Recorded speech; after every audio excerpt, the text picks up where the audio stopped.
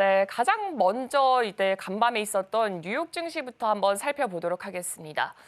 통상 1년 중에 가장 마지막 2주일간은 뉴욕 증시가 가장 활발하다, 훈풍이 불어온다라고는 했는데 간밤 뉴욕 증시 3대 지수는 일제히 하락했고 다우 지수는 무려 9거래를 연속해서 하락을 했다고 합니다. 일단 시장 안에서는 이번 FOMC가 당분간 있어서는 마지막 금리 인하가 될 수 있다라는 경계감에 아무래도 투자 심리가 좀 위축된 것이 아니냐라는 해석도 나오고 있는데 대표님이 생각했을 때는 지금 뉴욕 증시 전반적으로 어떻게 해석을 하고 계신가요? 네, 일단은 뉴욕 증시 같은 경우에는 사실 나스닥과 다우지수의 흐름이 좀 극명하게 갈리고 있습니다.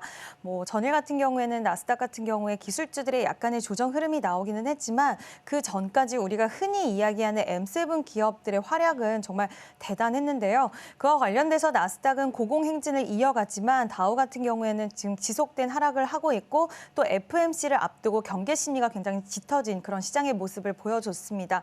소매 판매가 서프라이즈가 나왔고 지금 여러 가지 금리에 대한 전망치가 점쳐지고 있는데 점도표가 지난달 기준으로 했을 때, 지난 FOMC 기준으로 했을 때는 내년의 금리 인하 총 4회 정도가 예상되는 점도표의 흐름들이 나타났는데 지금은 2회일 것이다, 3회일 것이다 이런 식으로 의견이 계속 좀 엇갈리는 양상들을 보여주고 있습니다. 지금 시장에서는 점도표의 변화가 어떻게 일어날지 그리고 내년의 경제 전망과 그리고 앞으로의 이런 금리의 경로 이런 부분들에 대해서 파월의 입에서 어떤 멘트가 나올지에 대한 여부들도 굉장히 좀 주시를 하고 있는 모습이고요. 오늘 약간의 나스닥 같은 경우에도 전반적으로 조정세가 나오긴 했지만 사실 다우는 지금 9거래일 연속 하락을 하면서 추세적으로도 굉장히 좀 흔들리는 모습들을 많이 보여주고 있지만 어제 나스닥의 종가 흐름과 이런 끝 매짐의 모습들을 봤을 때는 크게 추세 자체가 변화가 했다라고 보기엔 좀 어려울 것 같고요. FOMC를 앞두고 경계심이 좀 짙어진 시장의 모습과 그리고 소매 판매에 대한 좀 부담감을 가져가고 있는 모습이다라고 생각을 해주시면 될 것 같습니다.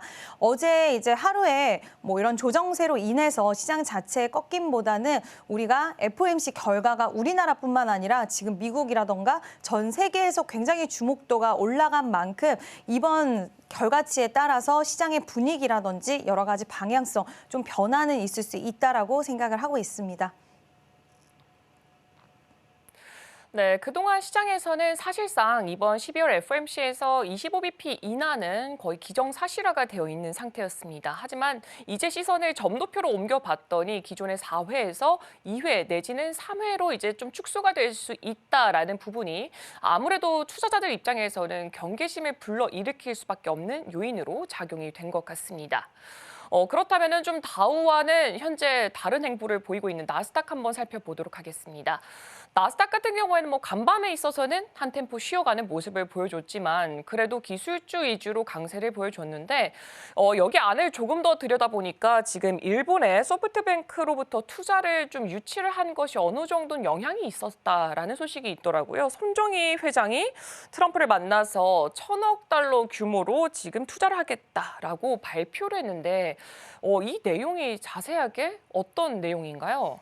네, 일단 1,000억 달러 정도면 지금 143억 8천억 원, 3조 8천억 원 정도예요. 그러니까 네. 어마무시한 그런 규모인데 사실 이게 처음이 아니었습니다. 2016년도 그러니까 트럼프 행정부 1기 때도 비슷한 행보를 했었는데요. 그때는 500억 달러의 투자를 약속을 했고 실행을 했는데 이번에 2배로 투자를 단행을 했고 손정희 회장 같은 경우에는 2배의 대통령이기 때문에 이렇게 2배를 더 투자를 하겠다라고 이야기를 했는데요. 일단 투자금은 비전 펀드를 비롯해서 지금 소프트뱅크가 대주주로 지분을 갖고 있는 쪽을 통해서 이제 조달이 되는데 얼마 전에는 오픈 AI에 투자를 하기도 했습니다.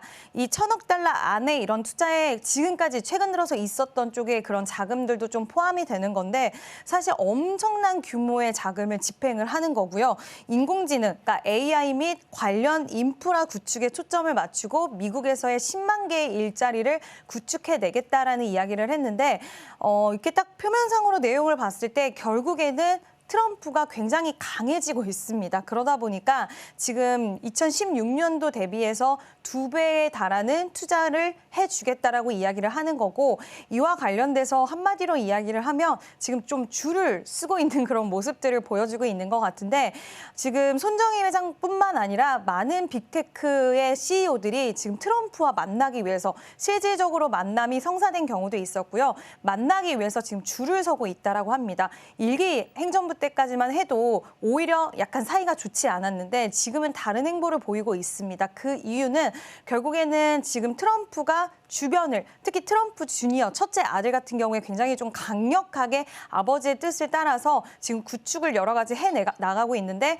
이제 그 주변의 인사들을 예전에는 좀 본인과의 방향성이 다른 사람들도 같이 함께했다라고 한다면 오로지 본인의 뜻을 잘 따라주는 사람들로 사람들을 구축을 해 나가는 부분들로 봤을 때도 그만큼 행정부의 힘이 굉장히 강해진다는 걸 의미를 하고 있고, 그와 관련돼서 CEO들이 지금 앞다퉈서 만나려고 한다고 합니다.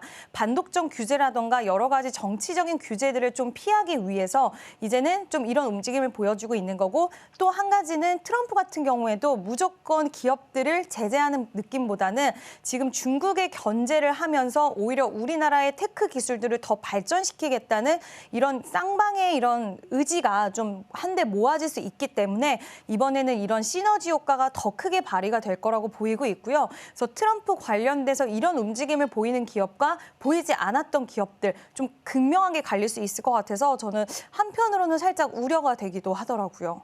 지금 바로 구독을 눌러보세요.